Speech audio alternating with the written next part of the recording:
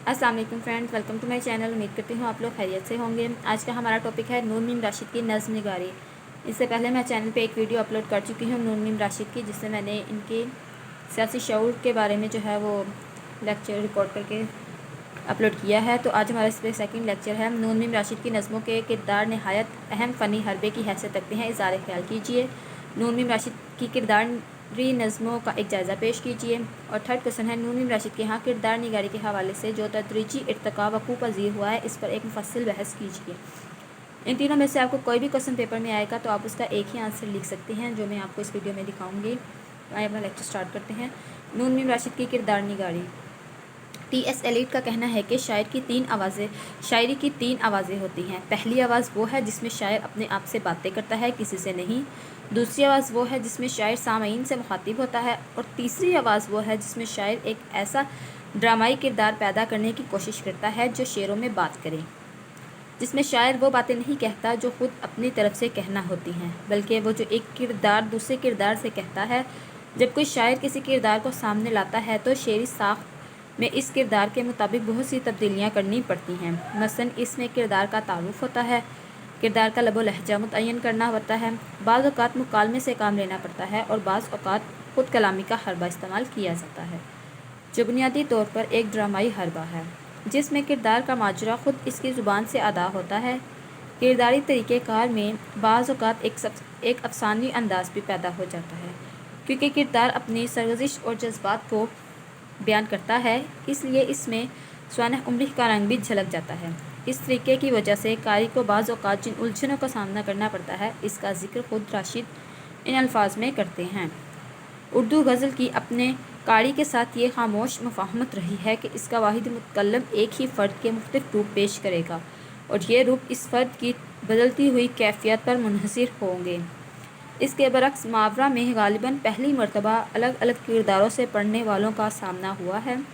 ये अलग किरदार किसी एक शख्सियत के रूप या बहरूप ना थे, बल्कि अपनी अलग इनफरादियत के मालिक। ये सब किरदार एक इज्तमाई बदलते हुए इज्तमा का जुज़ है, लेकिन मुनफरिद मुहावरा में कदीम तकनीक से इनहराफ का यही सबसे बड़ा जवाज़ है।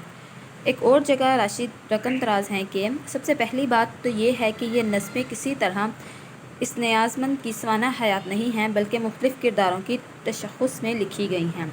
राशिद के यहाँ किरदारों पर नज़में लिखने का अंदाज़ नुमायाँ है और ये अंदाज़ इनके फ़न का मुस्तकिल रवैया है, इसलिए हमें इसका इर्तिकाई जायज़ा लेना होगा और मुहावरा के ज़माने से लेकर गुमान का मुमकिन तक इनके इस रवैये की मुख्तलिफ़ शक्लों को तलाश करना होगा।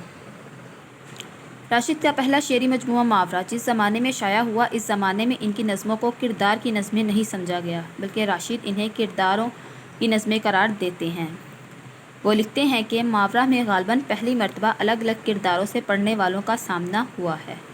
मुहावरा की नज़मों में किरदारों पर आम क़ारीन की कम तवज्जो की वजह यह है कि मुहावरा के बाद के मजमूओं में किरदार अपने नाम और मुकम्मल तशख़्ख़ुस के साथ उभरते हैं, जबकि मुहावरा की नज़मों के किरदार को नाम नहीं दिए गए और इसके साथ साथ इन किरदारों का हवाला वाहिद मुतकल्लिम या मैं के ज़रिए आता है। इस वजह से इन्हें आम तौर पर किरदारी नज़में नहीं समझा गया।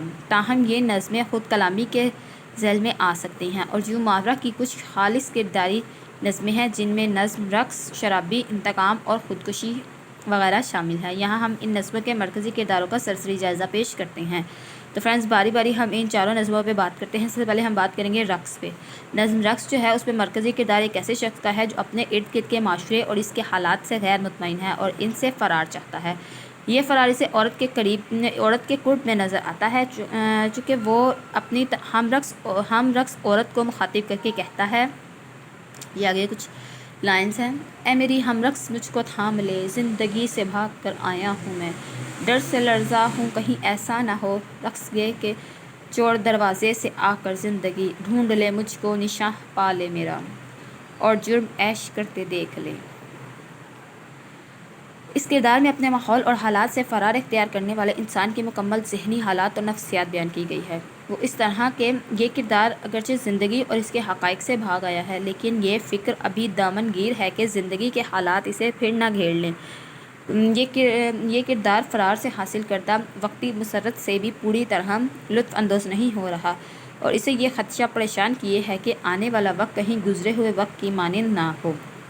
اسی طرح وہ کہتا ہے، اے میری ہم رقص مجھ کو تھام لے، رقص کی یہ گردشیں ایک مبہم آسیا کے دور ہیں۔ کیسی سرگرمی ہے کہ غم کو روندتا جاتا ہوں میں، جی میں کہتا ہوں کہ ہاں رقص کہ میں زندگی کے جھانکنے سے بیشتر کلفتوں کا سنگریزہ ایک بھی رہنے نہ پائے۔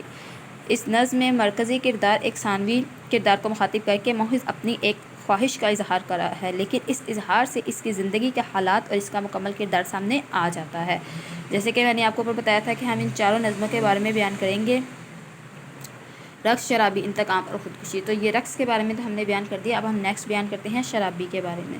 شرابی سلسلے کی دوسری اہم نظم ہے۔ اس نظم کا مرکزی کردار ایک ایسا شخص ہے جو غیر ملکی تسلط کے ظلم و ستم اور غلامی سے بیزار ہے، لیکن اس کے خلاف بغاوت کرنے کا حوصلہ نہیں رکھتا ہے، کیونکہ وہ شراب کی بے خودی میں ڈوب کر ان حالات سے فرار اختیار کرتا ہے اور اپنی محبوبہ سے یوں مخاطب ہوتا ہے، آج پھر جی بھر کے پی آیا ہوں میں، دیکھتے ہی تیری آنکھیں شعلہ سما ہو گئیں۔ شکر کرائے جاں کہ میں ہوں در افرنگ کا ادنا غلام، صدر اعظم یعنی دروازہ گر اعظم نہیں، ورنہ ایک جام شراب ارغواں کیا بجھا سکتا تھا میرے سینہ سوزاں کی آگ، غم سے مر جاتی نہ تو آج پی آتا جو میں، جام رنگین کے بجائے بے کسوں اور ناتوانوں کا لہو۔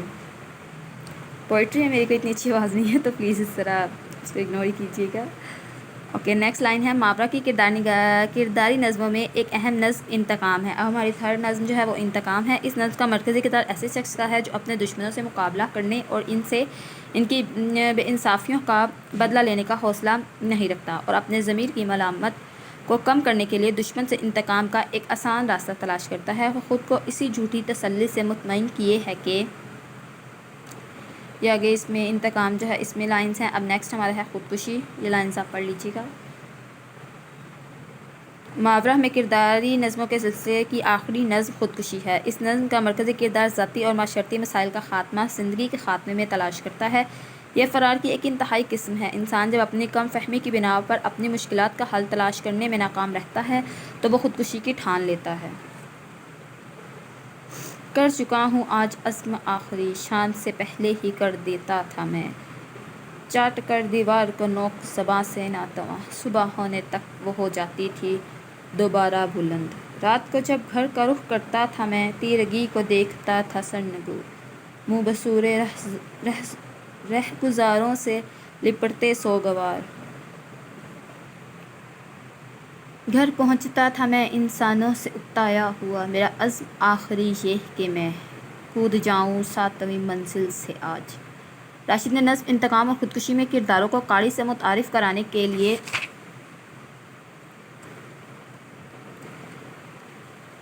خود کلامی کا طریقہ اپنایا ہے، یعنی ان نظموں میں کردار خود اپنے افکار، جذبات اور خیالات بیان کرتے ہیں۔ اس خود کلامی سے ان کے حال کے علاوہ ان کا ماضی اور اس دور میں انہیں متاثر کرنے والے کردار اور مہجات میں بھی بے نقاب ہو رہے ہیں۔ مجموعی طور پر ماورا کی نظموں کے کردار میں راشد فراریت، بغاوت اور جنس کو موضوع بناتے ہیں۔ راشد کا دوسرا شعری مجموعہ ہے ایران میں اجنبی۔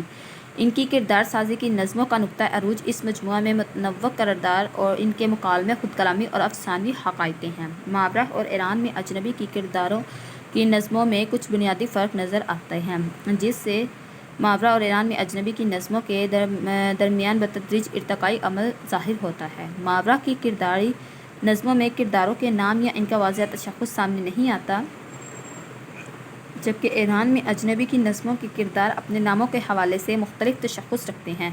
علاوہ ازیں ماورا کی نظموں میں کرداروں کا ذاتی آشوب نمایاں ہے، جبکہ ایران میں اجنبی میں کرداروں کے ارد گرد پھیلا ہوا آشوب کرداروں کے ذات سے مل کر انہیں مزید وسعت اور توانائی بخشتا ہے۔ یہاں پہ جو ہے وہ آپ اس کو ڈفرینس اور اس پہ بھی فرق پہ بھی بیان کر سکتے ہیں کہ ایران میں اجنبی اور ماورا دونوں نظموں میں کیا فرق ہے۔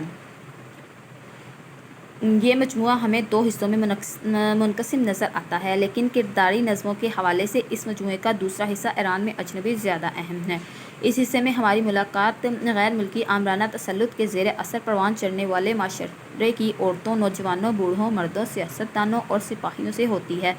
یوں یہ حصہ ایک ایسا نگار خانہ ہے جہاں طرح طرح کی تصویریں چلتی پھرتی نظر آتی ہیں۔ اس حصے کی نظموں میں چونکہ مختلف کردار ابھرتے ہیں، اس لیے یہاں خود کلامی کی نسبت مکالمے کی تکنیک زیادہ استعمال کی گئی ہے اور زیادہ تر نظموں میں ایک مربوط قصہ یا افسانہ تشکیل ہوتی ہے۔ دوسرے حصے کی کرداری نظموں کا جائزہ لیا جائے تو اس سلسلے کی پہلی نظم میزبان ہے۔ اس نظم میں مختلف کرداروں اپنے مکالموں کے ذریعے سامنے آتے ہیں اور ایک مربوط قصے بھی اس نظم میں شامل ہیں۔ اس نظم کا مرکزی کردار نوروز ہے، جو آغاز میں اپنا تعارف ان الفاظ میں کراتا ہے: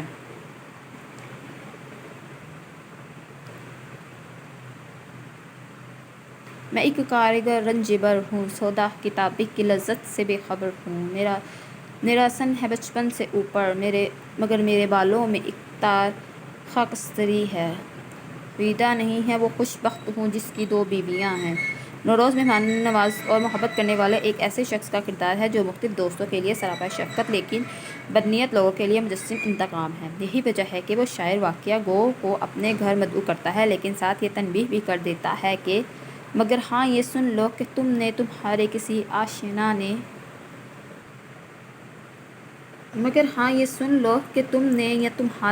آشنا نے جو قرباں میری زلیخا کو فاسد نگاہوں سے دیکھا، تو یہ نہیں مچا اس کے ناپاک سینے میں بے شک کر رہے گا۔ نوروز کی اس دھمکی سے اس کے احساسات کے ساتھ ساتھ یہ بھی واضح ہوتا ہے کہ ایران میں جانے والے سپاہی اجنبی وہاں کے مقامی باشندوں کی محبت کا ناجائز فائدہ اٹھاتے تھے، جس کی وجہ سے مقامی لوگ ان سے بدظن ہو رہے تھے۔ اس نظم کے اختتام پر نوروز ایک ایسے میزبان کی صورت میں سامنے آیا ہے جو اپنے مہمانوں کی دلجوئی کو اپنا فرض سمجھتا ہے۔ تو نوروز آیا ہنسا اور کہنے لگا، تم بڑے سنگ دل ہو، تمہارا وہ ساتھی جو کل شب وہیں سو گیا تھا، بہت اس کی دلجوئی کرتی رہی میری گل و غزالہ، کہ وہ اپنی مہجور بیوی کی تصویر کو سامنے رکھ کے آنسو بہاتا رہا۔ نظم کیمیا گر میں راشد نے ایران کے حکمران رضا شاہ کی کردار نگاری کی ہے۔ یہ کردار ایران کے ان سیاست دانوں کا نمائندہ ہے جو وطن کے مفادات پر اپنے مفادات کو ترجیح دیتے ہیں۔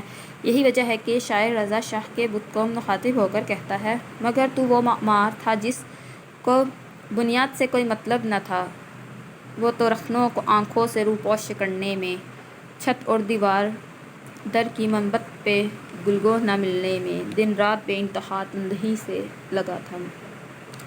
ایران میں اجنبی کی کرداری نظموں میں ایک اہم عنصر طنز کا ہے جو ماورا کی نظموں میں موجود نہیں۔ نظم کیمیا گر بھی طنزیہ انداز لیے ہے۔ شاعر نے اپنے طنز کے ذریعے رضا شاہ کا کردار زیادہ کامیابی سے قاری تک پہنچایا ہے۔ نظم ہمہ اشتراکی نظام اور اس کی حامیوں پر ایک طنز کی حیثیت رکھتی ہے۔ اس نظم کے مرکزی کردار کا نام خالد ہے۔ یہ ایک ایسے نوجوان سپاہی کا کردار ہے جو ایک روسی لڑکی پر فدا ہے اور اسے متاثر کرنے کے لیے وہ اشتراکیت کے گن گاتا ہے: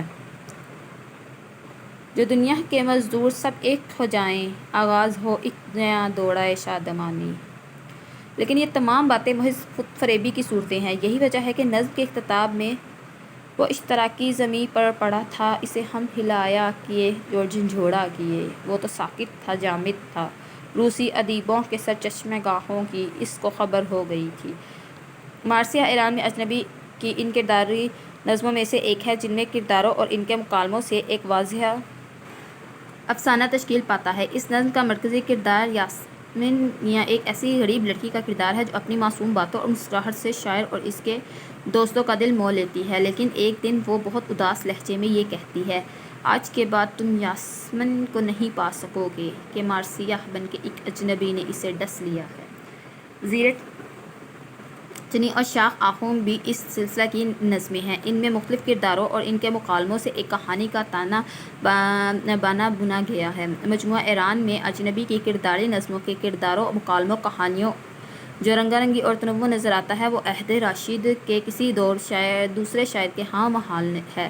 اہم بات یہ ہے کہ ان نظموں میں کردار اور افسانہ سادے نوعیت کے نہیں ہیں بلکہ اپنے حالات کی مانند پیچیدہ ہیں۔ راشد کا کمال یہ ہے کہ انہوں نے ان کرداروں کے حالات اور نفسیات کو ملحوظ رکھتے ہوئے انہیں اس طرح پیش کیا ہے کہ قاری نہ صرف ان سے متعارف ہوتا ہے بلکہ ان کی نفسیاتی الجھنوں اور حالات میں برابر کا شریک ہوتا ہے۔ راشد کی کردار سازی کا تیسرا دور لا انسان اور گمان کا ممکن میں شامل کرداری نظموں پر مشتمل ہے۔ اس ضمن میں ہم نظم ابولہب کی شادی، حسن کوزہ گر اور اندھا کباڑی کے حوالے سے اس دور کی کردار سازی کا جائزہ لیں گے۔ نظم ابولہب کی شادی میں ابولہب کا مرکزی کردار خاصا مبہم اور الجھا ہوا ہے۔ البتہ اس نظم میں ایک عام قاری کو یہ انداز ضرور ہوتا ہے کہ ابولہب کا کردار ایک ایسے شخص کا کردار ہے جو اپنے کسی رویے یا عمل کی بنا پر معاشرے کی نظروں سے گر گیا ہے۔ اس کی تمام تر کوششوں کے باوجود معاشرہ اسے قبول نہیں کرتا۔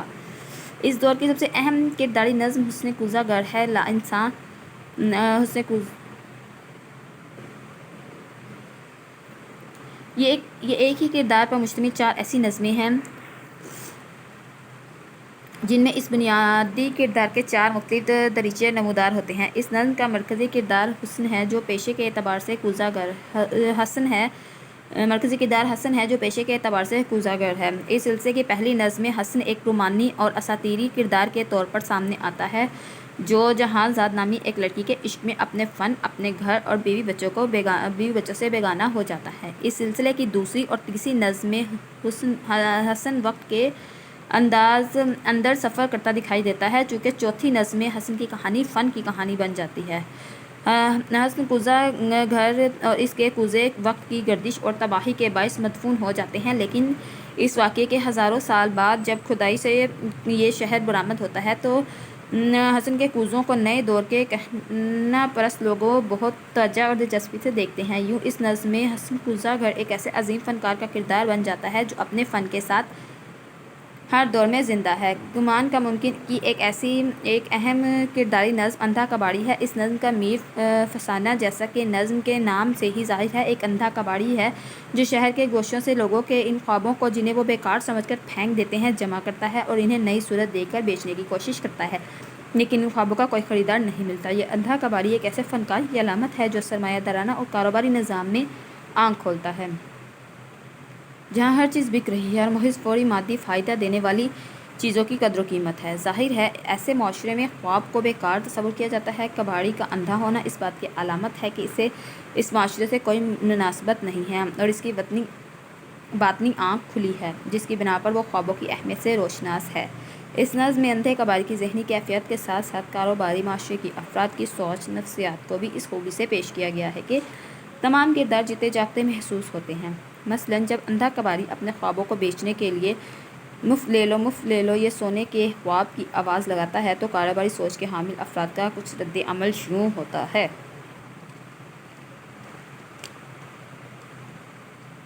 مفت سن کے اور ڈر جاتے ہیں لوگ اور چپکے سے سرک جاتے ہیں لوگ۔ دیکھنا یہ مفت کہتا ہے کوئی دھوکہ نہ ہو، ایسا کوئی شبدہ بنا نہ ہو۔ گھر پہنچ کے ٹوٹ جائیں یا پگھل جائیں یہ خواب، پھک سے اڑ جائیں کہیں یا ہم پہ کوئی سحر کر ڈالیں یہ خواب۔ گاہکوں کے یہ مکالمے ان کے کاروباری سوچ کے ساتھ ساتھ ان کے معاشرے کے نظام اور اقدار کی عکاسی کرنے میں بھی بہت کامیاب رہے ہیں۔ نون میم راشد کی کرداری نظموں کا جائزہ لینے کے بعد اب ہم اس نتیجہ اخذ کر سکتے ہیں کہ ماورا کے زمانے کے کردار نگاری میں کرداروں کا تشخص اتنا واضح نہیں، البتہ ایران میں اجنبی میں کرداروں کا تشخص بہت واضح ہے۔ اس مجموعے میں کرداروں کی فراوانی پائی جاتی ہے، جبکہ لا انسان اور گمان کا ممکن میں اگرچہ کرداروں کی نظمیں مل جاتی ہیں، لیکن یوں محسوس ہوتا ہے کہ راشد کی زیادہ توجہ اس زمانے میں فکری اور منطقی انداز کی طرف مائل ہو گئی ہے اور کردار سازی کی جگہ بعض دوسرے حربوں نے لے لی ہے۔ راشد نے کرداروں کے ذریعے کہیں رومانوی فضا پیدا کی ہے اور کہیں حقیقی، کہیں کرداروں کے بنا پر ان کی نظم افسانوی رنگ پیدا کر لیتی ہے اور کہیں طنزیہ۔ ان کرداروں کے ذریعے ہم بعض اوقات کسی کے ذاتی الجھنوں سے روشناس ہوتے ہیں اور کبھی تہذیبی آشوب سے۔ الغرض راشد نے کردار نگاری کا طریقہ کار اس مہارت سے اپنایا کہ ان کے بعد آنے والے شاعروں نے اگر کردار نگاری کی ہے تو وہ کسی نہ کسی حد تک راشد سے ضرور متاثر ہوئے ہیں۔ تو فرینڈس، یہ تھا ہمارا آج کا نون میم راشد کی تمام نظموں کا جو جائزہ ہے وہ میں نے اس ویڈیو میں پیش کر دیا ہے، اور آپ کو جو ہے یہ پیپر میں نون میم راشد کا اگر کوئی بھی کوسچن آتا ہے تو میری یہ دونوں ویڈیوز آپ پڑھ لیجئے، ان کو سن لیجئے، تو جو بھی آپ کو کوسچن آئے گا وہ آپ کو انہی میں سے مٹیریل نکال کے اس میں آپ لکھ سکتے ہیں۔ اس میں ٹوٹل نون میم راشد کا جتنا بھی مٹیریل ہے وہ میں نے کور کر دیا ہے ان دونوں ویڈیوز میں۔ Thank you for watching friends and subscribe my channel, share videos کریں، لائک اور کمنٹ ضرور کریں۔ Thank you.